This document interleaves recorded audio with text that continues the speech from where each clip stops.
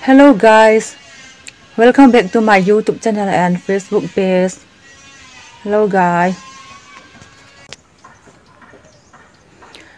Tu masanga lubodo te ka bola ya ihung dem ho chun ni ngai tawang comment na ka khot me ka lo na su ki nga adun ihung ti ho chun na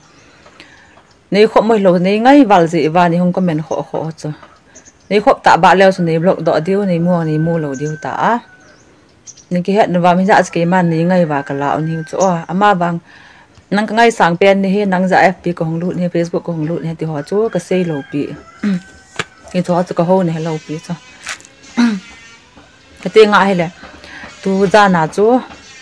ra hạ rồi thì tôi sẽ khăn comment hình bò lên trên cái video của video sẽ nằm mua đều chỗ comment nào thì bị xây tạm thì là và single ni ham ấy thì in cái nào single cái hi lo lo coi mi mà có mini này kiểu mà cái thì là ha hình thì kiểu giá số number hình bị là gạ thì kiểu chỗ mi hem single ki chi ana ka dat mo cho ipidinga mi hege aga single ni ham tam mi ki dong mong cho angol ham chinga ham ka he lo he chi pa chu ka lung dong mong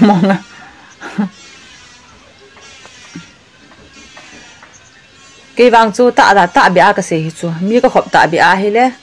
ka blok do hi je mu ang ka mu ki lo na ama ho na a chu khut ho phat ho ga su lu na phut kham sa message ga type dong chu phat ka su lu nom lo ka ngam sa lo hising chu hi ta sei ho cha za ke wang he